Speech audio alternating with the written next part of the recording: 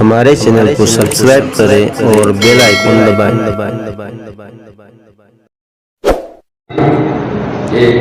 قدر مجھے ہی کرنی پڑے گی، نعت مجھے ہی پڑھنی پڑے گی، پھر تقریر مجھے ہی کرنی۔ اللہ تبارک و تعالیٰ ہمارے اس آنے جانے کو یہاں بیٹھنے کو جو کچھ کسی کو اسکار ہو اللہ آمین آمین اللہم آمین۔ الحمدللہ الحمدللہ رب العالمین والعاقبۃ للمتقین والصلاة والسلام علی سید الانبیاء والمرسلین وعلى آلہ واصحابہ اجمعین، اما بعد فاعوذ باللہ من الشیطان الرجیم، بسم اللہ الرحمن الرحیم۔ وَكَذَلِكَ جَعَلْنَاكُمْ أُمَّةً وَسَطًا لِتَكُونُوا شُهَدَاءَ عَلَى النَّاسِ وَيَكُونَ الرَّسُولُ عَلَيْكُمْ شَهِيدًا۔ آمنت باللہ صدق اللہ العظیم وصدق رسولہ النبی الامین الکریم الکریم ونحن على ذلك لمن الشاهدین والشاکرین والحمد للہ رب العالمین۔ آئیے ہم اور آپ مل کر سب سے پہلے آقا نعمت مدینے کے تاجدار حضور سرور عالم مجسم محمد عربی اللہ صلی اللہ علیہ وسلم کے مقدس بارگاہ میں سلام ہے، درود و سلام کا رسالہ یہ خدمت پیش کریں۔ پڑھے بابا صلی اللہ علیہ سیدنا مولانا محمد سیدنا شفیعنا مولانا محمد النبی وسلم صلاۃ و سلام علیہ یا رسول اللہ صلی اللہ علیہ وسلم۔ اللهم صل وسلم قد ضاقت حيلتي أدركني يا رسول الله صلی اللہ علیہ وسلم۔ بغرداد کلام افتاد کشتی ضعیفان شکستانہ گوشتی بحق فاتح عثمان ہارونی مدد دنیا معین الدین چشتی۔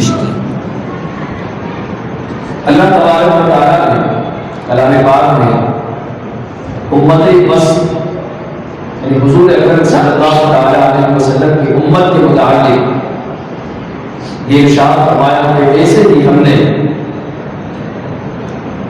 تمہیں فضل والا بنایا، لیکن سے حضور کی امت قرآن کریم کی آیت کریمہ کا مفہوم بیان ہے۔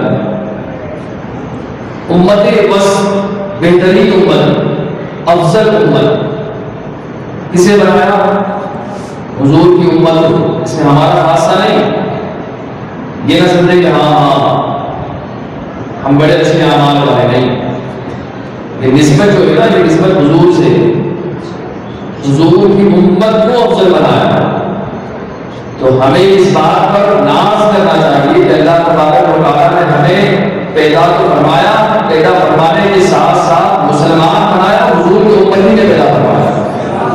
سب سے بڑے فخر کی بات شہداء علی الناس، یہ جو امت ہے نا یہ امت گواہ ہے۔ کس پر گواہ ہے؟ مفسرین اس بات کو فرماتے ہیں کہ کل روز قیامت جب تمام لوگ اکٹھا ہوں گے، جمع ہوں گے، تو اس وقت پچھلے امتی جو گزرے ہیں، انبیاء کرام علیہ السلام جو گزرے ہیں، ان کے جو امتی ہوں گے ان پر گواہ حضور کے امتی ہوں گے۔ وَيَكُونَ الرَّسُولُ عَلَيْكُمْ شَهِيدًا۔ پھر رب فرماتا ہے کہ یہ رسول جو ہے یعنی حضور اکرم صلی اللہ علیہ وسلم یہ اس امت کے گواہ ہوں گے۔ معاملہ کیا ہوگا؟ معاملہ یہ ہوگا کہ جب کل بروز قیامت سب اکٹھا ہو جائیں گے، جمع ہو جائیں گے، جو گزشتہ انبیاء کرام علیہ السلام ہیں وہ اللہ تبارک و تعالیٰ کی بارگاہ میں یہ عرض کریں گے کہ مولا ہم نے تیرے دین کو پھیلایا، لوگوں تک دعوت و تبلیغ کا سلسلہ جو تھا، وحدانیت کا جو معاملہ تھا، ہم نے گھر گھر جا کر دعوت و تبلیغ کی، لیکن مولا یہ لوگ ایمان نہیں لائے۔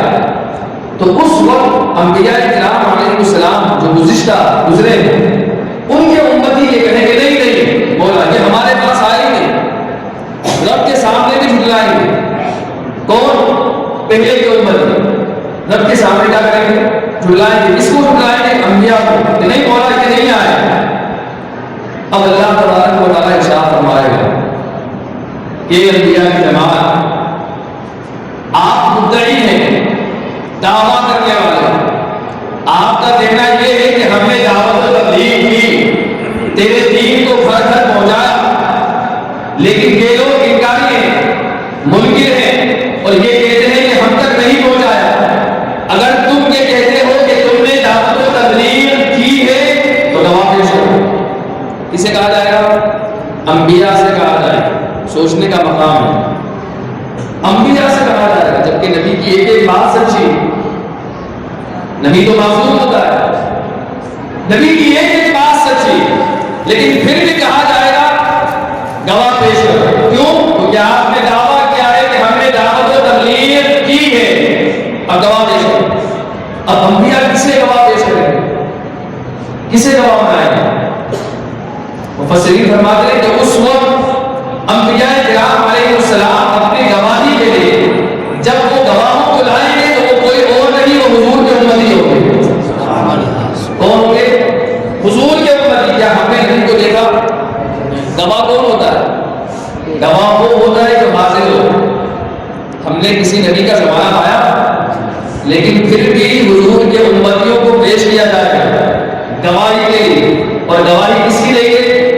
انبیاء کی، کہ ہاں مولا یہ تیرے نبی، یہ تیرے انبیاء جو کہہ رہے ہیں یہ سچ فرما رہے ہیں، انہوں نے دعوت و تبلیغ کی ہے، یہ لوگ جھٹلا رہے ہیں۔ اب گواہ تو آ گئے، گواہی اس بات کی دی جس کا زمان ہم نے پایا نہیں۔ اللہ فرمائے گا امتیوں سے، حضور کے امتیوں سے، تمہیں کیسے پتا؟ کیونکہ اس وقت منکر جو ہوں گے وہ اس بات پر اعتراض کریں گے کہ مولا انہوں نے تو زمانہ پایا ہی نہیں، یہ تو اخیر میں آنے والے ہیں، اور حضور صلی اللہ علیہ وسلم سب سے آخر میں تشریف لائے، اور حضور کے امتیوں کو گواہی کے طور پر پیش کیا جا رہا ہے۔ مولا انہوں نے تو زمانہ پایا ہی نہیں، انہیں کیسے پتا کہ انہوں نے دعوت و تبلیغ کی؟ اللہ فرمائے گا ہاں تم بتاؤ، تم نے تو زمانہ پایا نہیں۔ امتیوں سے پوچھا جائے تم نے تو زمانہ پایا نہیں، نبی کو دیکھا نہیں، تو پھر تم گواہی کیسے دے رہے؟ تو اس وقت حضور کے امتی یہ کہیں کہ مولا ہم نے اگرچہ ان کا زمانہ نہیں پایا، لیکن تیرے نبی کے فرمان سے ہم نے سنا کہ ہاں دیگر انبیاء کرام دنیا میں تشریف لائے تھے، حضور کے فرمان کو ہم نے دیکھا، ہم نے سنا، ہم نے پڑھا، تو ہمیں پتا چلا کہ ہاں تیرے محبوب نبی نے، رسول صلی اللہ علیہ وسلم نے یہ فرمایا تھا کہ دیگر انبیاء کرام آئے تھے، انہوں نے دعوت و تبلیغ کی تھی، ہم نے یہ سن کر آج گواہی دی۔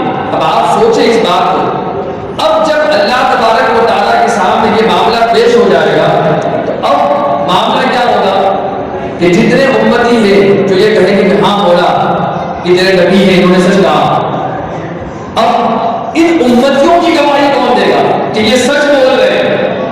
تو پھر اس وقت حضور اکرم صلی اللہ علیہ وسلم کو پیش کیا جائے گا۔ جب حضور صلی اللہ علیہ وسلم تشریف لائیں گے تو آپ سے پوچھا جائے گا کیا آپ کے امتی سچ کہہ رہے ہیں؟ تو حضور اکرم صلی اللہ علیہ وسلم ارشاد فرمائیں کہ ہاں مولا میرا ہر امتی سچ کہہ رہا ہے۔ وَيَكُونَ الرَّسُولُ عَلَيْكُمْ شَهِيدًا، یہاں پر بتانا نہیں چاہ رہا کہ حضور کی امت کو سب سے آخر میں رکھا ہے، یہ حضور آخری ہے، اب کوئی نبی نہیں، اب کوئی قرآن نہیں، اب کوئی نیا دین نہیں، جو دین حضور لے کر آئے وہی دین قیامت تک، وہی قرآن قیامت تک، وہی نبی قیامت تک، اب کوئی دوسرا امتی نہیں، کوئی دوسرا نبی نہیں، کوئی دوسرا قرآن نہیں، کوئی کلام اللہ نہیں سوائے قرآن کے۔ تو اب یہ آخر جو آئے حضور صلی اللہ علیہ وسلم کے امتی، تو حضور اکرم صلی اللہ علیہ وسلم ہر ایک امتی کی گواہی دیں گے کہ ہاں مولا ان کی گواہی قابل قبول ہے،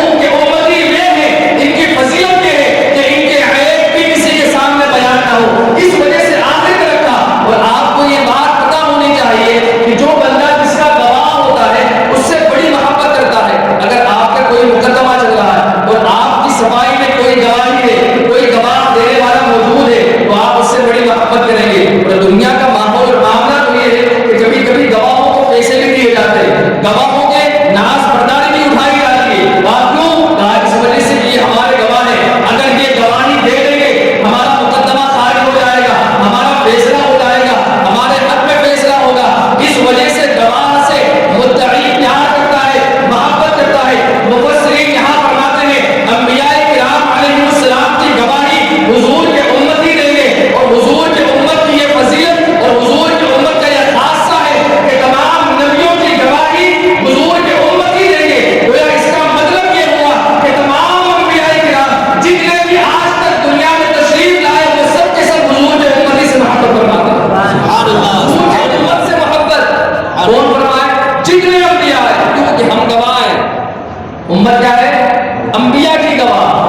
اور پھر مفسرین آگے فرماتے ہیں اس امت کا خاصہ یہ بڑی پیاری بات فرماتے ہیں کہ خاصہ اور اس کی فضیلت یہ کہ اللہ تبارک و تعالیٰ نے اس میں علماء اور اولیاء رکھے. حالانکہ دیگر انبیاء کرام علیہ السلام کے زمانے میں بھی ان کے امتیوں میں بھی اولیاء اور علماء ہوتے تھے. لیکن آپ دیکھیں آصف بلیا ہوئے اللہ کے ولی تھے, حضرت مریم اللہ کی بلیا تھی, اور دیگر ایسے بہت سارے اولیاء گزرے. لیکن آج ان سے فیض نہیں ملتا. آج ان سے آصف بلیا سے فیض نہیں ملتا. کیوں؟ وہ جس نبی کا انہوں نے زمانہ پایا, جب تک ان کا دین رہا, ان کی نبوت رہی, جب وہ زمانہ ختم ہو, دین ختم ہو, دین منسوخ ہو گیا, پھر دوسرا نبی آیا. جب دوسرے نبی آئے تو پھر ان کا زمانہ چلا, ان کے اولیاء چلے. کہتے ہیں جیسے جیسے نبی کا زمانہ ختم ہوتا گیا, دین منسوخ ہوتا گیا, دوسرے نبی تشریف لاتے رہے تو پہلے والے کا دین منسوخ ہوتا گیا. اسی طرح اولیاء کا معاملہ تھا. اولیاء جو پہلے آئے پھر ختم, پھر آئے پھر ختم, پھر آئے پھر ختم. کہتے ہیں آخر میں حضور اکرم صلی اللہ تعالیٰ علیہ وسلم تشریف لائے. اب کوئی نبی پیدا ہونے والا نہیں, گویا حضور جیسا کوئی نبی نہیں اور حضور کے امتی جیسا کوئی امتی نہیں.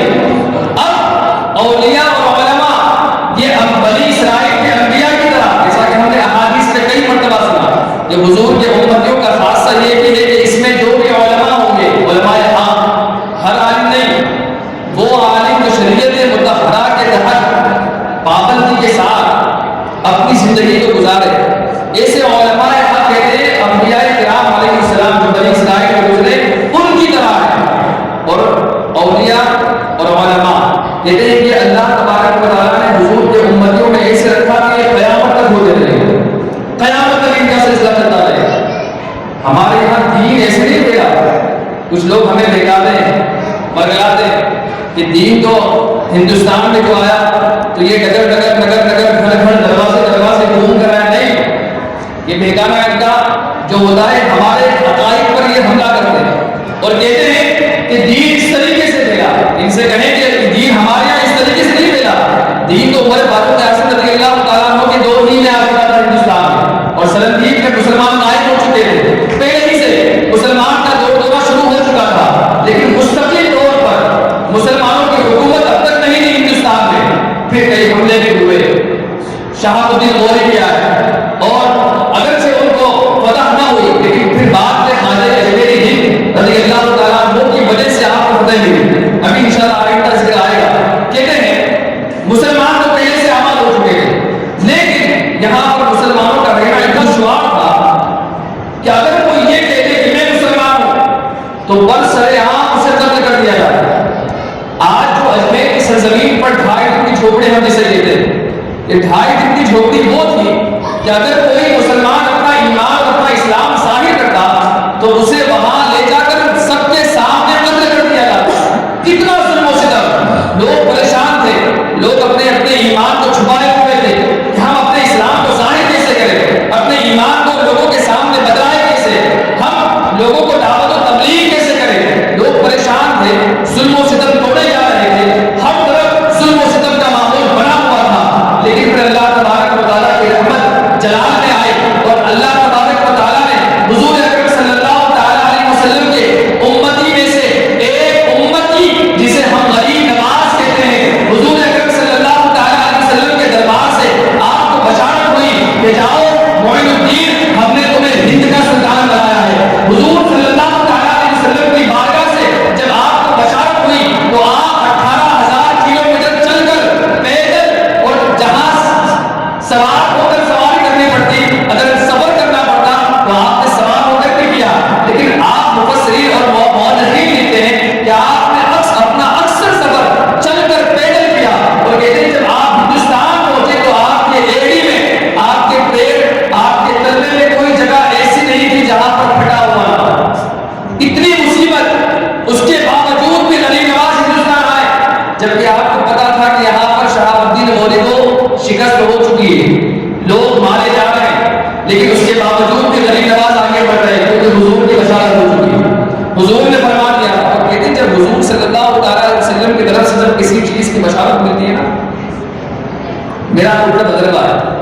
یہ کوئی کتابی بات نہیں، میرا خود کا تجربہ بتا رہا ہوں۔ میں نے ایک کام ایسا کیا ہے کہ مجھے جب پتا چلا کہ ہاں حضور اکرم صلی اللہ علیہ وسلم نے اس چیز کی بشارت کی، تو میں نے وہ کام بغیر کچھ سوچے سمجھے کیا، حالانکہ وہ کام بڑا ہارڈ تھا اور وہ معاملہ ایسا تھا کہ ہو سکتا تھا مجھے جیل ہو سکتی تھی، ہو سکتا تھا میں مارا جاتا، لیکن مجھے یقین تھا اس بات کا کہ حضور نے فرما دیا ہے، مطلب ختم ہو گئی بات، اب کوئی دوسرا راستہ نہیں۔ حضور نے فرما دیا ہے کہ جو ہونا ہے وہ ہو کر رہے گا، تم جو چاہتے ہو وہ ہو جائے گا، تو اب میں بغیر کسی سوچے سمجھے میں نکل گیا، اس کام کو پورا کرنا، وہ کام مکمل ہو گیا۔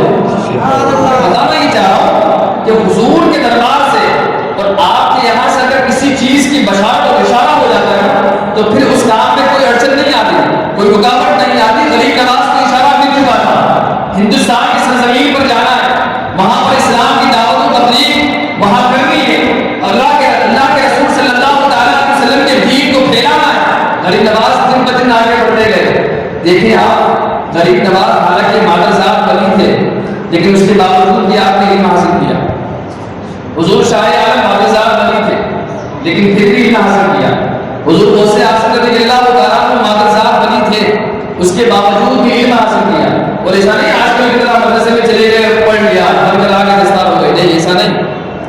لمبے لمبے سفر ہوتے تھے، دور دور تک جانا پڑتا تھا، اور کئی مصیبتوں کے بعد پھر کوئی حدیث ملتی تھی، کوئی سکھانے والا ملتا تھا۔ اتنی مصیبتیں جھیل کر بھی ہمارے بزرگان دین نے علم حاصل کیا۔ میں پوچھنا چاہتا ہوں، جب آپ مادر صاحب ولی تھے تو پھر علم حاصل کرنے کیوں گئے؟ حضور شاہ عالم رحمۃ اللہ علیہ جب اپنے استاذ گرامی سے جب پڑھ رہے تھے تو آپ نے لگاتار کئی سوالات آپ سے کیے گئے، آپ کے استاذ گرامی نے جوابات دیے۔ آخر میں آپ کے استاذ گرامی کہتے ہیں اب تم اس کے جواب دو جو تم اعتراض کر رہے ہیں۔ کہتے ہیں ہدایہ، ایک کتاب پڑھائی جاتی ہے آج بھی، ہدایہ اول و آخر ہے۔ کہتے ہیں اس وقت تقریباً 600 صفحے پر وہ کتاب مشتمل تھی۔ کہتے ہیں وہ کتاب حضور شاہ عالم رحمۃ اللہ تعالیٰ علیہ نے صرف 4 روز کے اندر مکمل فرمایا، 4 روز کے اندر۔ آج اگر پڑھانا ہو نا 10 صفحے 6 مہینے چلتے ہیں، 50 صفحے 1 سال چلتے ہیں، آج بھی یہ معمول ہے۔ اتنی ہارڈ کتاب ہے، لیکن اس کے باوجود بھی شاہ عالم رحمۃ اللہ تعالیٰ علیہ آپ کا مقام یہ کہ آپ نے 4 روز میں اسے مکمل بھی کیا، پھر ایسا نہیں مکمل صرف کر لیا، نہیں، اس کے بعد کئی مناظرے بھی ہوئے، بڑے بڑے عالم بھی آپ کے پاس آئے، اور آپ نے سب کو ایسے ایسے جوابات دیے۔ بد مذہب بھی آئے، بد مذہب نے بھی آ کر پوچھا، اور ایک نے آ کر انگوٹھے کے متعلق پوچھا کہ انگوٹھا کیوں چومتے ہیں؟ اس وقت بھی تھے ایسے، انگوٹھا کیوں چومتے ہیں؟ کہا تمہیں حضور صلی اللہ علیہ وسلم کے نام پر اگر کوئی انگوٹھا چومتا ہے تمہیں تکلیف ہوتی ہے؟ جب تم بادشاہ کے نام کے آگے بڑے بڑے القابات لگاتے ہو، بتاؤ یہ حدیث سے کہاں ثابت ہے، قرآن سے کہاں ثابت ہے؟ بڑے بڑے القابات لگاتے ہو، اگر حضور کے نام پر ان کی محبت کا اگر کوئی انگوٹھا چومتا ہے تو کیا کر دیا؟ کہا پھر بھی اگر دلیل سننا چاہتا ہے تو پھر اٹھا ہدایہ، کھول سفر پر یہ دیکھ، وہاں پر یہ عبارت موجود ہے۔ آپ برجستہ بزبان، جبکہ 4 دن میں آپ نے مکمل کیا تھا، اور کئی روز کے بعد جب مناظرہ ہوا، ایسا نہیں کہ پہلے سے تیاری تھی کہ مناظرہ ہونے والا، نہیں، آپ راستے بیٹھے ہو، کسی نے پوچھ لیا، آپ نے برجستہ ارشاد فرمایا، یہ آپ کا مقام۔ آپ کے استاذ گرامی کے سامنے جب آپ نے سارے سوالوں کے جوابات دے دیے تو آپ کے استاذ گرامی حضور شاہ عالم رحمۃ اللہ تعالیٰ علیہ کے والد گرامی کے پاس جاتے ہیں اور جا کر کہتے ہیں حضور آپ کے بیٹے کو پڑھانے کی ضرورت کیا ہے؟ آپ کے بیٹے تو مادر صاحب ولی ہیں، اور پھر ایسے ایسے جوابات دیے کہ جو آج تک میں نے نہیں سنے، ایسے ایسے جوابات دیے۔ حضور قطب عالم رحمۃ اللہ تعالیٰ علیہ آپ ارشاد فرما دیں، آپ ان کے استاد ہیں، آپ کا کام پڑھانا ہے، آپ پڑھاتے رہیں، جو دین یہاں دنیا میں آ کر ہمیں حاصل کرنا ہے وہ ہمیں حاصل ضرور کرنا ہے۔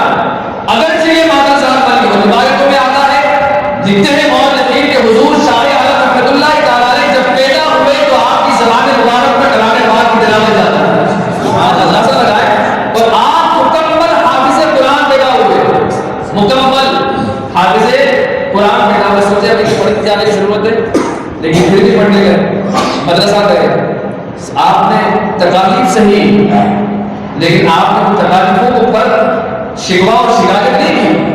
آپ نے یہ نہیں کہا میں تو سب کچھ جانتا ہوں. آج کل آپ دیکھیں ماحول کیا ہے. آج آپ ماحول ہو کسی کو اگر کچھ دو مسئلے آ جائے گا, ابھی آپ صبح کی بات بتاؤ, میری کہا پڑھا تھا تو میں نے پوچھا بہن اتنی, سامنے والے جو شخص تھے وہ کہتے کہ لکھ دیجیے اپنے حساب سے. میرے حساب سے کچھ مطلب کیا ہوتا ہے آپ بتائیں تو لکھوں. تو وہ کہتے ہیں کہ لکھ دو 786. آج کہہ رہے کیا کہہ رہے, آج صبح کی بات بتا رہا ہوں, کیا کہہ رہے لکھ دیجیے 786. اگر کہ 786 نہیں کم سے کم آپ 3000 روپئے لکھائیں. کہا کہ ایسا نہیں چلتا ہو, آپ 3000 کی بات کر رہے ہیں. 3000 پر آج تک تو کبھی نہیں لکھا ہے کبھی کسی نکاح میں. لیکن آپ کو بتا رہے شریعت کا مسئلہ کیا ہے. کہا نے ہم نے بول نکاح کرائے, آپ آج کل کے بول بھی آ رہے ہیں برسہ کی بات کہتے ہیں کہ آپ آج کل کے آپ ایسی باتیں کرتے ہیں. ہم نے بہت نکاح ایسے پڑھوائے دیکھے ہیں ہم نے 786 500 786 یہ سب مہر میں لکھائے جاتے تھے. کہ آج کا ماحول ہے, آج کے زمانے کے اعتبار سے جو رقم بنتی ہے وہ کم سے کم آپ کو 3000 روپئے دینا ہے. کہا نہیں اتنا ہم نہیں دیں گے. کہا کہ داڑھی چھوٹی چھوٹی تھی. کہا یہ بال ایسے سفید نہیں ہوئے. میں نے کہا چاچا بال سفید ہونے سے علم نہیں آتا, علم حاصل کرنے سے علم آتا. آپ معمول دیکھیں دو بات کیا جان لیتے تو سمجھتے کہ مطلب ہم سے بڑا کوئی نہیں. پھر صاحب نے پھر کیسا کیا جاتا ہے. آج کل آپ دیکھیں باپوؤں کا زمانہ, اللہ ایسے پھاگڑ کی باپوؤں سے ہماری حفاظت فرمائے. ایسے ایسے کچھ تو ہے کوئی انگوٹھی کوئی انگلی باقی نہیں رہتی ہے انگوٹھیوں سے, گردن میں کوئی جگہ باقی نہیں رہتی, پھر کہیں کوئی دھاگا باندھا جائے, ہاتھ باقی نہیں رہتا, سب کچھ پہن لیتے ہیں. اور پھر ہمارے لوگ کی ہاں لگا دم مست لگا, ارے کیا لگا. ماحول آپ دیکھیں اتنا بگڑتا جا رہا ہے. اور پھر غریب نواز کے نام پر, حضور شاہ عالم کے نام پر, حضور قطب عالم کے نام پر, حضور خالد آلہ کے نام پر, اولیاء کے نام پر یہ لوگ اپنی جھولیاں بھرتے ہیں. جبکہ انہیں پتا ہونا چاہیے کہ دین اس طریقے سے نہیں پھیلا کہ حضور غریب نواز آئے اور آپ نے دین پھیلا دیا, ہاں ہو گیا بس 18,000 کلومیٹر کا سفر طے کر کے آئے. لیکن پوچھے مؤرخین بیان کرتے ہیں کہ حضور غریب نواز رحمۃ اللہ تعالیٰ علیہ نے 18,000 کلومیٹر کا سفر طے کیا. لیکن کوئی مؤرخ یہ نہیں کہہ سکتا کہ حضور غریب نواز کی تہجد کی نماز بھی افضل ہوئی. ایک نماز تہجد بھی فوت نہیں ہوئی. آپ کی نمازوں کا یہ عالم تھا. آج اگر ہم احمدآباد میں چلے جائیں, یہاں سے ممبئی چلے جائیں, ہماری کتنی نمازیں چھوٹ جاتی.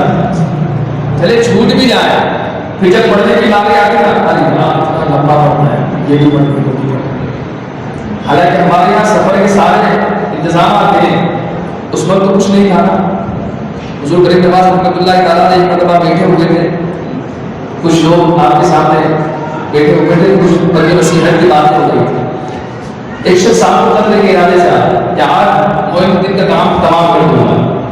کہتے ہیں جو شخص آیا اس کے آستین کے اندر خنجر تھا, خنجر اس کے آستین کے اندر تھا. جب جیسے موقع ملا بس یہاں سے ایسے نکال اور مار.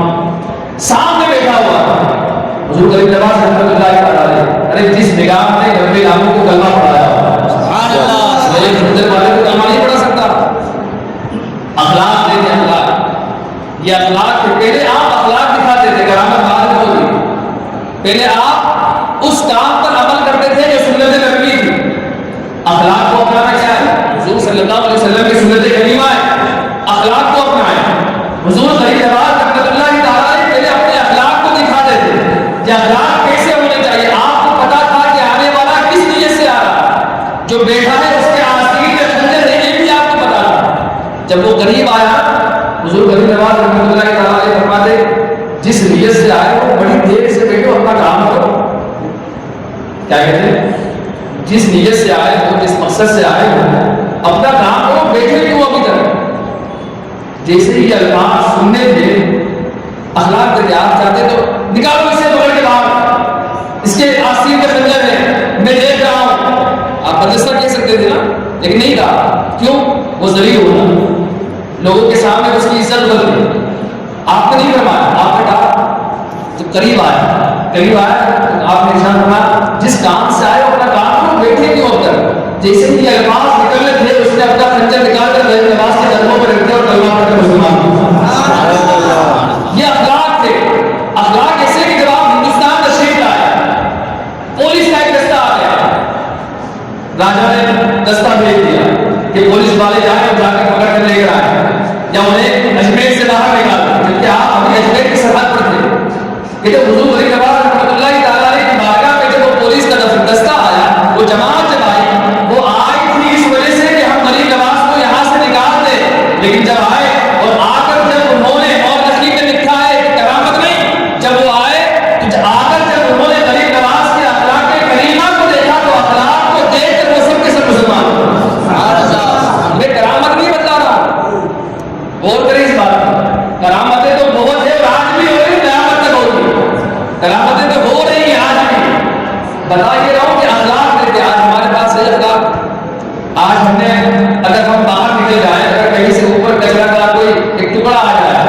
تو ہمارے تیور کیا ہوتے ہیں اس کو؟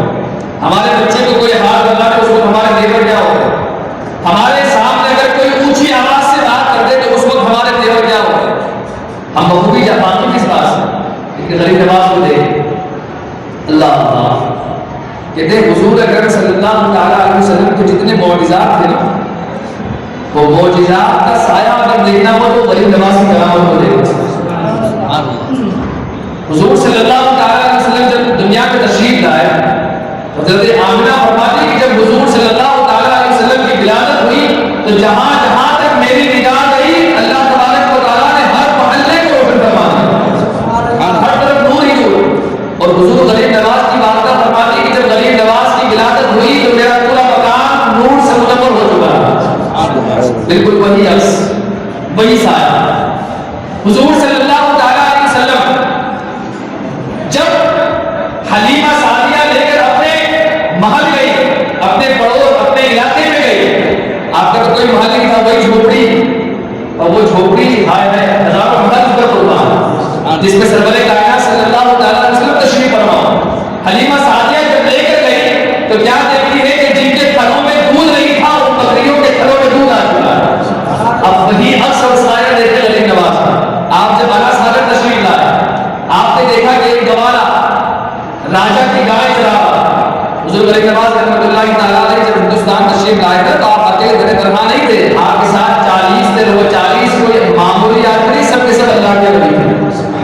کہتے ہیں جب حضور غریب نواز رحمۃ اللہ تعالیٰ علیہ کے پاس جب وہ شخص آیا تو آپ نے فرمایا بہت ساری گائیں ہیں, کہا ہاں یہ راجا کی گائیں ہیں, میں چراتا ہوں انہیں. کہا ٹھیک ہے وہ ہمیں دودھ پلاؤ.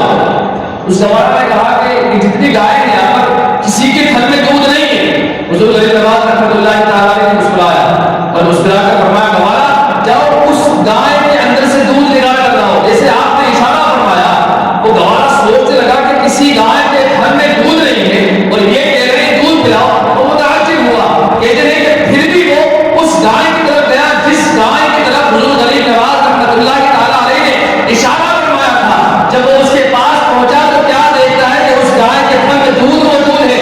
نکالا دودھ اور غریب نواز رحمۃ اللہ تعالیٰ علیہ کی بارگاہ میں پیش کیا. آپ نے پیا, سارے ساتھیوں نے پیا. وہ کھڑا ہو کر تماشا دیکھ رہا تھا اور دیکھتے ہی دیکھتے ابھی تک اس کا دل کفر سے بالکل تاریخ تھا, لیکن جیسے ہی غریب نواز کی یہ کرامت دیکھی تو اس کرامت کو دیکھ کر مسلمان ہو گئے. نعرے تکبیر, نعرے رسالت, مسلک اعلی حضرت میزان غریب نواز خلیفہ حضور اشرف الفقہا. حضور غریب نواز رحمۃ اللہ تعالیٰ علیہ وہاں پر دیکھ کر کرامتیں نہیں دکھا رہے. آپ کو پہلے سے پتا تھا کہ میرے ساتھ آگے معاملات کیا کیا ہونے والے ہیں. اور یہ اس دور کی بات ہے کہ جب مسلمان اپنے اسلام کو اپنے ایمان کو ظاہر کرنا موت کو دعوت دینے کے برابر تھا. اس ماحول کے اندر تشریف تھا اور آپ کو پتا تھا کیا کیا ہونے والا ہے. دیکھیں آپ وہی انا ساگر پر موجود ہے. برہمن جو کتنے تھے اس وقت ان کے کہتے ہیں اس وقت 3000 بت وہاں رکھے تھے اور 300 تو اس کے پجاری تھے. کہتے ہیں کہ تمام کے تمام ہوتے بڑے بڑے سب شاہی خاندان سے. حضور غریب نواز رحمۃ اللہ تعالیٰ کے اپنے ساتھیوں کے ساتھ وہیں انا ساگر کے قریب رہتے, نماز وہیں پڑھتے, وہیں انا ساگر میں وضو فرماتے. کہتے ہیں جب برہمن لوگوں نے یہ دیکھا تو دیکھ کر وہ لوگ بالکل حیران ہو گئے کہ یہ فقیر کہاں سے آیا ہے. اور یہ بات کہ آپ ذہن میں رکھیں کہ پرتھوی راج جو تھا اسے بھی پتا تھا پہلے سے, اسے بھی پتا تھا کہ درویش آئے گا جو میرے تختے کو الٹ دے گا, جو مجھے معاف دے دے گا. اسے بھی پتا تھا. اسے کسے پتا تھا؟ اسے اس کی ماں نے 12 سال پہلے بتا دیا. 12 سال پہلے ایک درویش آئے گا, پرتھوی کے سن لے تو ایک درویش آئے گا اور تیرے تختے کو الٹ دے گا اور تجھے ہرا دے گا. اب اس وقت سے لے کر حضور غریب نواز رحمۃ اللہ تعالیٰ جب ہندوستان تشریف لائے تب تک وہ حیران تھا کہ یہ سب کب آئے گا. اور یہاں تک اس کی ماں نے پورا بھیا بھی بتا دیا تھا کہ وہ درویش کیسے دکھتا ہے, اس درویش کے ساتھ کتنے لوگ ہوں گے, تمام حالات بیان کر دیے. اس کے باوجود بھی یہ تمام کسی غریب نواز بھی جان رہے تھے, لیکن آپ پھر بھی آگے بڑھتے رہے, مسائل بانٹتے گئے, آپ صبر کرتے گئے. جہاں ضرورت کرامت کی تھی وہاں کرامت بھی دکھائی اور جہاں ضرورت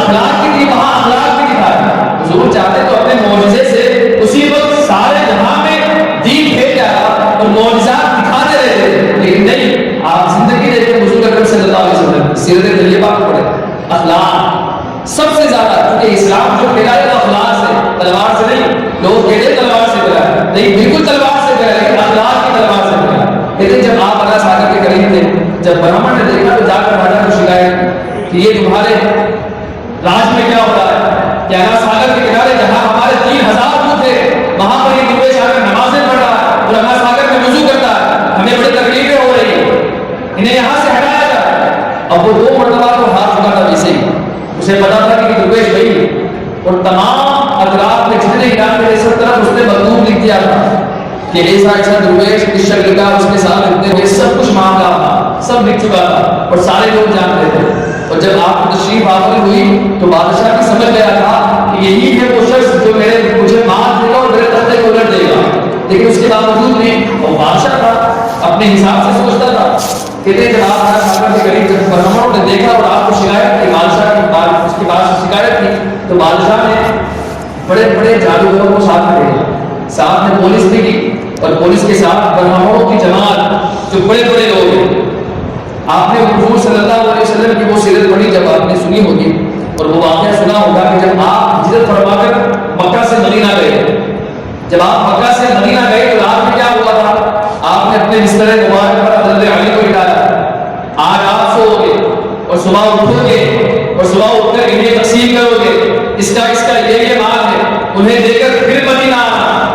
حضرت علی سے پوچھا گیا نیند آئی نہیں؟ کہا اس سے بہتر نیند کبھی نہیں آئی، کیونکہ مجھے پتا تھا کہ حضور نے فرمایا ہے صبح اٹھنا ہے اور مدینہ بھی جانا ہے، جب تک علی مدینہ نہیں جاتا موت نہیں آتا. اگر سے میرے دشمنوں کے جھگڑے میں تھا لیکن اس کے باوجود بھی ایسی نیند کبھی نہیں آئی.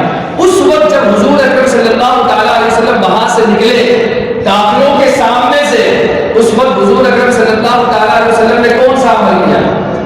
نکلے تھے کافروں کے سامنے سے، ایک مٹھی خاک اٹھائی اور خاک اٹھا کر سورہ یاسین شریف پڑھ کر آپ نے کافروں کی طرف دیکھا. دوسری روایت کے اندر سے سورہ ناس پڑھ کر قرآن کی تلاوت ہوئی، آپ نے پڑھ کر پھینکا. آپ کا پھینکنا تھا کہ آپ دشمنوں کے سامنے سے نکل رہے لیکن کسی کو دکھائی نہیں دے رہے. یہ معجزہ ہم نے سنا ہے کئی مرتبہ. اب وہی آپ دیکھیں اس معجزے کا سایہ علی نواز سے کرامت میں. جب یہ برہمن جتنے جب ساتھ میں پولیس کو لے کر جب انا ساگر کے قریب پہنچے تو آپ کو خبر دی گئی کہ حضور پولیس کا ایک دستہ آ رہا ہے اور ساتھ میں بڑے بڑے برہمن لوگ موجود ہیں. حضور علی نواز رحمۃ اللہ تعالیٰ نے فرمایا آنے دو، وہ ہمارا کچھ نہیں بگاڑ سکتے، آنے دو.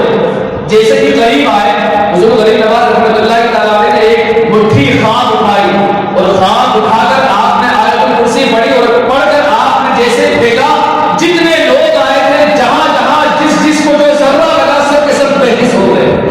کسی کے اندر ہلنے کی ہمت نہ ہو، بولنے والا اس کی بولتی بند ہو گئی، چلنے والے کی چال بند ہو گئی، جو جہاں جس حرکت میں تھا اسی حرکت میں ٹھہر گیا. اور پھر بھگدڑ مچ گئی. معاملہ یہ ہوا کہ اسی وقت وہاں سے وہ سب کے سب فوراً بھاگ گئے. پھر کوئی غریب نواز کے قریب نہیں آیا. جب راجا نے یہ دیکھا کہ معاملہ اتنا خطرناک ہو گیا ہے، اس کا مطلب اب انہیں جادو سے مارنا پڑے، تو میں آپ کو وہاں تک نہیں جاؤں گا، آپ سب نے واقعات سنیں. میں آپ کو صرف ایک شخص کی، ایک جادوگر کی بات بتانا چاہتا ہوں. شری رام دیو جو اس وقت تمام جادوگروں کا استاد تھا، پھر اس کا استاد جے پال. لیکن یہ جو شری رام دیو تھا، جب راجا نے اسے بلایا اور بلا کر کہا کہ دیکھیں پوری صورت حال یہ معاملات آج تک ہوئے، ہمیں اس درویش کو یہاں سے نکالنا ہے. کہا ٹھیک ہے آپ بے فکر ہو جائیں، میں انہیں یہاں سے نکال دوں گا. میں سمجھتا ہوں کہ یہ جادوگروں کے سامنے بالکل نہیں ٹک پائے اور ان کا کوئی بھی بس نہیں چلے گا جب ہم اپنا جادو دکھائیں گے. کہا ٹھیک ہے. اس نے تمام جادوگروں کو بلایا اور بلانے کے بعد سب کو منتر سکھایا کہ ایسے کرنا ہے، پھر ایسے کرنا ہے، پھر ایسے کرنا ہے، پھر یہ پڑھنا ہے، پھر یہ پڑھنا ہے. تمام تیاریاں ہونے کے بعد چل کے رستہ چلا جادوگروں کا. اور ابھی یہاں سے یہ لوگ نکلے تھے، وہاں غریب نواز کو خبر ہو گئی کہ رام دیو آ رہا. رام دیو مہت اس کا نام تھا. کہاں وہ آ رہا؟ وہ جادوگروں کا استاد تھا اور وہ اپنے جادوگروں کے ساتھ مجھے بات دینے کے لیے، مجھے یہاں سے نکالنے کے لیے آ رہا. کہا آنے دو. حضور غریب نواز رحمۃ اللہ تعالیٰ نے فرمایا آنے دو، انہیں بھی دیکھ لے. آپ نے یہ ارشاد فرما کر نماز 2 رکعت نماز کے لیے آپ کھڑے ہو. مصلی رسائے نماز کے لیے جب کھڑے ہوئے، یہاں آپ کا سلام پھیرنا تھا کہ سامنے سے شری رام دیو آیا. جیسے ہی وہ آیا حضور غریب نواز رحمۃ اللہ تعالیٰ نے جب دیکھا کہ شری رام دیو آ رہا تو آپ نے اپنے مریدوں سے ارشاد فرمایا کہ لوگوں یہ جو شری رام دیو ہے یا رام دیو نہیں رہے گا، اب اس کا معاملہ دوسرا ہو جائے گا، کہاں آنے دو۔ کہا جیسے ہی قریب آیا غریب نواز کی نگاہ کا اٹھنا تھا کہ وہ ایسا ہڑبڑایا کہ اس کے ہاتھ میں پھر جو آیا، لاٹھی آئی، پتھر آیا، جو بھی آیا اپنے جادوگروں کو مارنے لگا، اور تمام جادوگر اسے سمجھا رہے، نصیحت کر رہے کہ تمہارا معاملہ کیا ہو گیا، ہم تو اس درویش کو یہاں سے نکالنے آئے تھے اور تم ہم ہی کو مار رہے ہو، گانے میں تمہیں بہت ماروں گا۔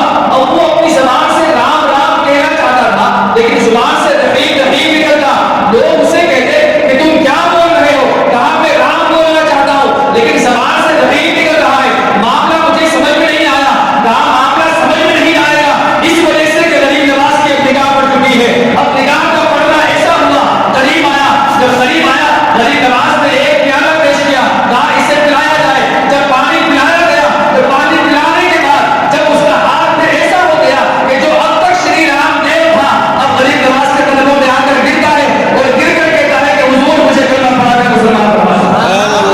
آیا تھا مسلمان، آیا تھا نکالنے کے لیے اور جادوگروں کا استاد، لیکن پھر ہو کیا گیا، کلمہ پڑھ کر مسلمان ہو گیا۔ آپ دیکھیں حضور غریب نواز رحمۃ اللہ تعالیٰ علیہ وَتَكُونَ الرَّسُولُ عَلَيْهِمْ شَهِيدًا، اللہ نے فرمایا کہ اس امت میں قیامت تک علماء اور اولیاء ہوتے رہیں گے اور لوگ ان کے دربار سے اگرچہ چلے جائیں زندگی سے، ظاہری زندگی سے، لیکن پھر بھی ان کے فیض سے لوگ فیضیاب ہوتے رہیں گے۔ آج بھی آپ دیکھیں ہم غریب نواز کی طرف جاتے ہیں، کچھ لوگ تو ہفتے ہفتے میں بھی جاتے ہیں، کچھ لوگ ایسے ہیں جو مہینے میں بھی جاتے ہیں، کچھ ایسے ہیں جو ہر مہینے کی چھٹی وہاں کرتے ہیں۔ بالکل کریں، کوئی دو رائے نہیں اس میں، یہ حضور غریب نواز سے محبت ہے، بالکل کریں۔ کبھی آپ ان سے پوچھیں حضور غریب نواز رحمۃ اللہ تعالیٰ علیہ کا نام کیا تھا؟ کہ میرے ایک بندہ پوچھا تھا، ٹرین کا سفر کر رہا تھا، وہاں تو ہر کوئی اپنی اپنی، ہاں میں تو ہر مہینے جاتا، ارے میری تو کوئی چھٹی مس نہیں ہوتی، ہر چھٹی میں وہاں کرتا ہوں، میں تو ہر جمعہ وہاں پڑھتا ہوں۔ میں نے پوچھا غریب نواز کا نام کیا تھا؟ ہاں کوئی دین نام تھا آپ کا، کوئی کیا کر رہا ہے، کوئی کیا کر رہا ہے۔ میں نے کہا تمہیں یہ نہیں پتا کہ حضور غریب نواز کا نام کیا تھا اور تم کون سے محمد چل رہا ہے؟ تم نے کبھی سوچا کہ حضور غریب نواز رحمۃ اللہ تعالیٰ 18,000 کلومیٹر چل کر پیدل آپ کے سفر کر کے ہندوستان آئے اور آپ نے یہاں پر اسلام کی دعوت و تبلیغ کی، حضور صلی اللہ علیہ وسلم کا دین پھیلایا، کیا وہ دین اسی وجہ سے پھیلانا تھا کہ تم صرف چھٹی مناؤ، ہر مہینے جاؤ اور جا کر پڑھتے جائیں؟ میرے ساتھ بھی کچھ لوگ تھے تو مجھے ان سے کہا آپ کیا کرتے جا کر؟ وہ جائیں گے حاضری دیں گے، جیسے حاضری دیں گے، حاضری دے کر پھر یہاں گھومنے جانا ہے، وہاں گھومنے جانا ہے، وہ ڈھائی دن چمڑے پر جانا ہے، وہاں ساگر پہ جانا ہے۔ ارے آئے کس مقصد سے؟ ایک ولی کی بارگاہ میں آئے تو ولی کی بارگاہ میں آنے کا مقصد کیا ہونا چاہیے؟ ہم اس سے فیض حاصل کرنے جاتے ہیں، لیکن آپ خود اپنے دل پر ہاتھ رکھ کے پوچھیں کہ ہم فیض حاصل کرنے جو جاتے ہیں لیکن ساتھ میں کتنے حرام کام کرتے ہیں۔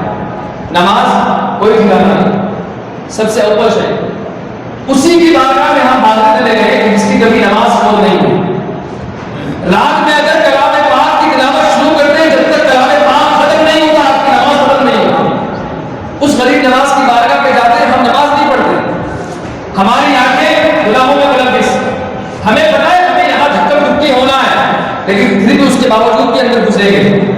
وہاں پر کا وجود، تمام ایسے کتنے حرام کام ہیں جو ہم وہاں کرتے نظر آتے ہیں، لیکن آپ سوچیں کبھی ہم نے یہ تصور کے ہمارے ذہن میں کبھی یہ خیال بھی آیا کہ ہم یہاں سے جا رہے ہیں، ہمارے بیوی بچوں کا حال کیا ہے، ہمارے پڑوسیوں کا حال کیا ہے، ہمارے مسجد کے امام کا حال کیا ہے، ہمارے رشتہ داروں میں خاندان والوں میں ان کا حال کیا ہے؟ کیا ہم جو چھٹی میں جو جاتے ہیں، مہینہ جو جاتے ہیں، کیا وہ پیسہ ہمیں نہیں دے سکتے؟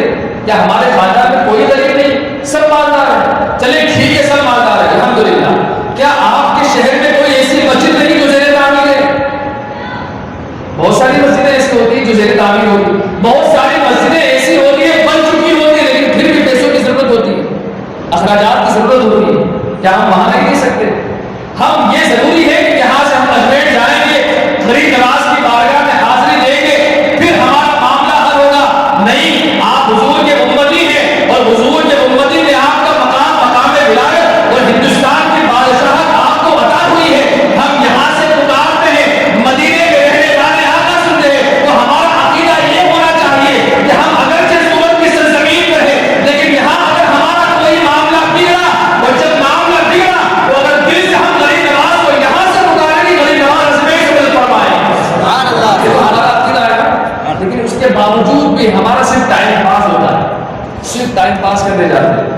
جائیں تو ایسے جائیں کہ ہم اس نیت سے جائیں کہ یہاں سے نکلے ہم آج تو ہمارے موبائل پر قرآن ہے. میرا اپنا آپ کو طریقہ بتاؤں کہ جب یہاں سے غریب نواز کی بارگاہ میں نکلتا ہوں تو یہاں سے قرآن کی تلاوت شروع ہو جاتی ہے. آپ یہ نہ سمجھے کہ حافظ اس میرے ساتھ پڑھ لیتے ہیں. ٹھیک ہم پورا قرآن پڑھتے ہیں, آپ ایک بار تو پڑھیں, ایک بار تو پڑھ ہی سکتے ہیں. یہاں سے قرآن شروع ہوتا ہے, آپ کہاں پہنچیں گے 10 بار ہو جائے گے 15 بار ہو جائے گے, پھر وہاں ایک دن کیا اقرا پورا قرآن مکمل فاتحہ پڑھا قرآن تک. سوچیں حضور غریب نواز کو کتنی خوشی ہوتی. اور جب الحمدللہ غریب نواز کا اتنا کرم رہا کہ جب مزار مبارک میں جیسے حاضری ہوئی ہے الحمدللہ کسی کے اندر طاقت نہیں کہ ہلا دے الحمدللہ, اور بڑے فخر سے کہہ رہا ہوں. جب سے میں نے یہ اپنا معمول بنایا کبھی کوئی جتنے مجاور ہوتا ہے کیسے ہوتے ہیں چلے نکل اور پھر کے کوئی دیکھ کر تو زیادہ, لیکن الحمدللہ اگر کسی نے کہہ بھی دیا تو دوسرا آ کر کہا آپ اپنا کام کریں گے بٹ آپ پڑھیے. میں سمجھتا ہوں اتنی میں نہیں جانتا ہوں تو یہ مجھے جانتے ہیں. پھر سمجھ میں آتا ہے سارا جو فیض ہے وہ قرآن کا ہے. خوشی غریب نواز کو ہوئی تو غریب نواز نے اس قابل سمجھا کہ آپ یہاں کھڑے رہیں اور کھڑے ہو کر جو پڑھنا اور جو مانگنا ہے مانگے, اللہ تبارک و تعالیٰ آپ کی مرادیں پوری فرمائے گا. ہونا تو یہ چاہیے تھا. ہم کرتے کیا ہیں بہت ساری کرامتیں آج بھی ہوئی, صبح قیامت تک ہوگی انشاءاللہ, اور آپ کے فیض سے ضرور ہم فیض یاب ہوتے ہیں. لیکن آپ اپنے ماحول کو بدلیں, اپنے طور طریقے کو بدلیں. حضور غریب نواز میں کس طریقے سے زندگی گزاریں اس طریقے سے زندگی گزارنے کی کوششیں کریں. اگرچہ ہم نہیں گزار سکتے لیکن کوشش نہیں کر سکتے. اگر کوشش کریں گے تو کیا آپ سمجھتے ہیں کہ حضور غریب نواز خوش نہیں ہوں گے؟ نہیں, ایسا نہیں. آپ کلمہ پاک تلاوت کریں گے اور آپ اپنے اخلاق کریمہ کو اپنانے کی کوشش کریں. اگر ہم نے اس طریقے سے واقعی میں زندگی گزاری قسم خدا کی, اگر کبھی کوئی معاملہ ایسا آ بھی گیا کہ کوئی مصیبت سامنے ہے, آپ اسی مصیبت میں سچے دل سے غریب نواز کو پکارے. قسم خدا کی مسجد میں کھڑے ہو کر کہہ رہا ہوں, قسم خدا کی غریب نواز وہاں سے مدد فرمائے. کیا آپ وہ واقعہ بھول گئے؟ آپ ہی کے خلیفہ ہیں حضرت بختیار کاکڑ رحمۃ اللہ علیہ دہلی میں جب واقعہ پیش آیا, سلطان التمش بادشاہ, اور پھر آپ پر تہمت لگائی گئی. کس پر تہمت؟ بختیار کاکڑ رحمۃ اللہ علیہ.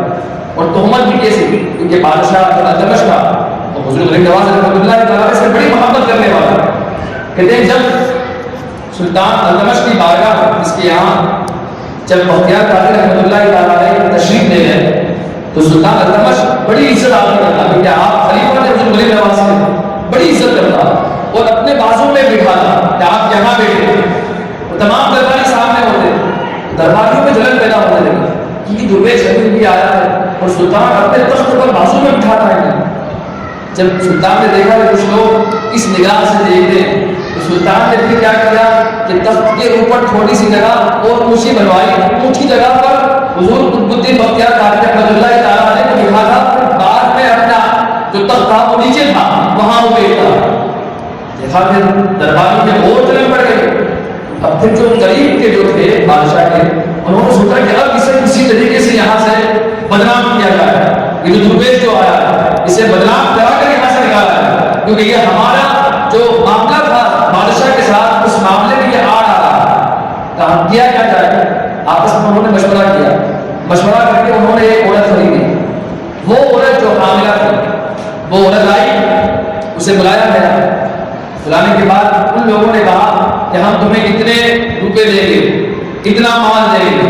کہا کرنا کیا ہے؟ کہا کرنا بس صرف اتنا ہے کہ جب بادشاہ کا دربار لگا ہو, لوگ جمع ہو, تمہیں آ کر صرف وہاں آ کر اتنا کہنا ہے کہ بادشاہ انصاف کرے, یہ میرے پیٹ میں جو بچہ ہے وہ کسی اور کا نہیں انہی کا ہے. اسی درویش کی طرف اشارہ کرنا. کہا ٹھیک ہے معاملہ ہو جائے کر دو گی. جب دربار لگا بادشاہ کا, حضور قطب الدین بختیار کاکڑ رحمۃ اللہ تعالیٰ علیہ بیٹھے, سلطان التمش دربار سجا کر کھڑا ہے. اتنے وہ عورت آ گئی اور آ کر سلطان انصاف کریے, بار بار زور سے آواز لگا دی. سلطان نے کہا یہ کس کی آواز ہے, حاضر کیا جائے. جب وہ سامنے آئی کہا کیا معاملہ ہے؟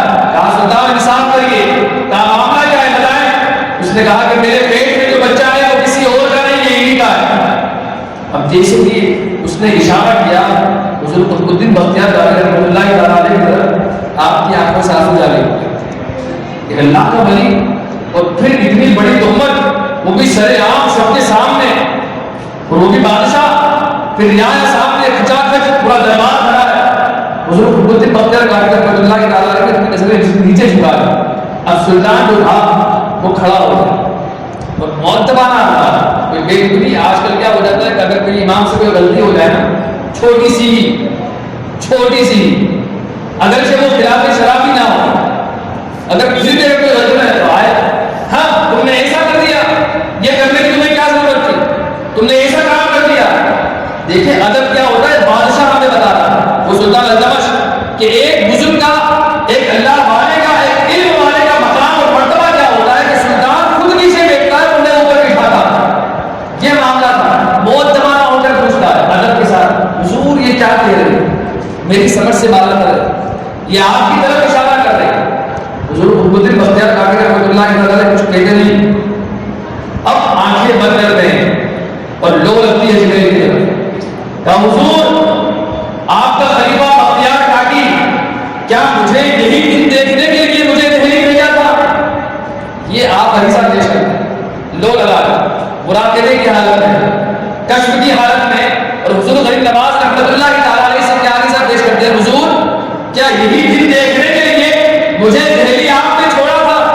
جیسے ہی یہ کہنا تھا، آنکھ کھلتی ہے تو آنکھ جیسے ہی کھلتی ہے کیا دیکھتے ہیں کہ دروازے پر غریب نواز موجود ہے. غریب نواز سامنے. اب حضور غریب نواز رحمۃ اللہ تعالیٰ علیہ ولی ولی کو پہچان ہے. اب حضور غریب نواز رحمۃ اللہ تعالیٰ نے کسی کے سامنے دیکھا جہاں حضور غریب نواز یہاں موجود ہے، دیکھ کر حضور آپ یہاں اشارہ میں بات کرتے. اب حضور غریب نواز رحمۃ اللہ تعالیٰ علیہ فرماتے اتنی سی بات کے لیے مجھے یاد کر لیا، اتنی سی بات کے لیے مجھے یاد کر لیا. اب جب دیکھا کہ غریب نواز آئے، دربار کھڑ گیا. سلطان نے کہا حضور کو آنے دیجیے. سائڈ پر لوگ ہو گئے. حضور غریب نواز رحمۃ اللہ تعالیٰ تشریف لائے. کہا کیا معاملہ ہے؟ اب سلطان نے کہا حضور یہ عورت ہے، حاملہ ہے، اور یہ کہتی ہے کہ قطب الدین بختیار کاکڑ رحمۃ اللہ تعالیٰ علیہ کا ہے، اور انہی کا وہ کام ہے جس کام کی وجہ سے آج یہ عورت حاملہ ہے. حضور غریب نواز رحمۃ اللہ تعالیٰ علیہ کچھ کہتے نہیں، نہ سلطان سے کہتے ہیں نہ بختیار کاکی سے کچھ فرماتے ہیں. کہا ابھی فیصلہ ہو جائے گا.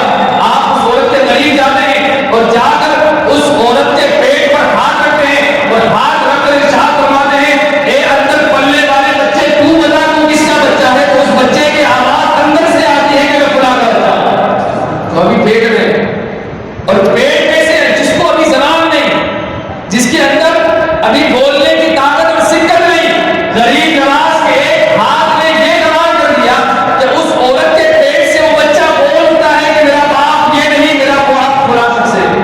جب دربار نے سنا اور سلطان نے دیکھا کہ اس کا باپ کوئی اور ہے، تو پھر فیصلہ وہی کا وہاں ہو گیا اور اس سے پتا چل گیا کہ کون کون اس کام میں شامل تھے. آپ اندازہ لگائیں کہ حضور بختیار کاکی دہلی کی سرزمین پر ہے اور غریب نواز اجمیر کی سرزمین پر ہے. وہاں سے بختیار کاکی وہاں معاملے میں پھنسے ہوئے ہیں، مشکل میں ہے، تہمت لگی ہے. وہاں سے جب دل سے پکارا، غریب نواز سامنے موجود تھے.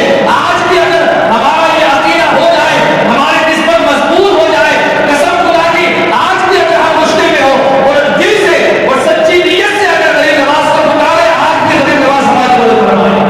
لیکن وہ سچائی ہونی چاہیے، وہ نیت ایسے ہونی چاہیے، وہ دل ایسا ہونا ہونی چاہیے، وہ ہماری فکر و تصورات ایسے ہونے چاہیے. اگر تصورات ہمارے نظریات اگر پاکیزہ ہو گئے، قسم خدا کی دنیا کے کسی بھی موڑ پر ہمیں کوئی گھبرانے کی ضرورت نہیں ہے، کیونکہ ہمیں اللہ تبارک و تعالیٰ کے فضل و کرم سے ایسے ایسے اولیاء ملے ہیں کہ محی الدین غوث ہیں اور خواجہ محی الدین ہیں. ایک اصل پھر کیوں لاؤں محفوظ عقیدہ تیرا.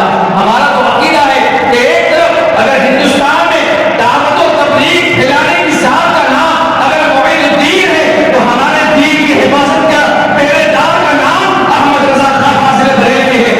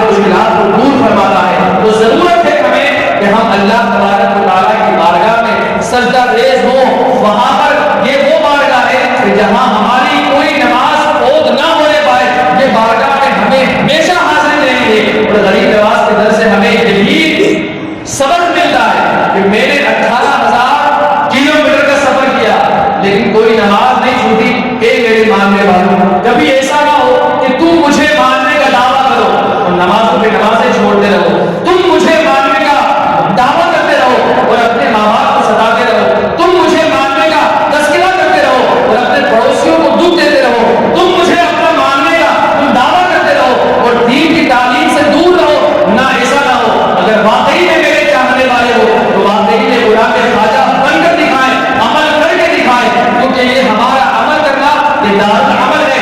آج اگر ہم نے یہاں عمل کیا, کل بروز قیامت انشاءاللہ ہمارا جب حشر ہوگا تو ہم اکیلے اور تنہا نہیں ہوں گے, وہاں بھی ہماری سفارش اور ہماری شفاعت کرنے کے لیے غریب نواز موجود ہوگی انشاءاللہ. ہمیں ضرورت ہے اپنے آپ کو بدلنے کی. اللہ تبارک و تعالیٰ سے دعا ہے, اللہ تبارک و تعالیٰ ہم سب کو دارین کی سعادت نصیب فرمائے. حضور خواجہ غریب نواز رحمۃ اللہ تعالیٰ علیہ جو فرمودات ہیں, جو آپ نے ہمیں بتلائے ہیں, جو سکھائے ہیں, جو لوگوں کو کر کے بتائے ہیں, اللہ تبارک و تعالیٰ ان تمام کاموں پہ عمل پیرا ہو کر ہمیں زندگی گزارنے کی توفیق عطا فرمائے. الحمد للہ.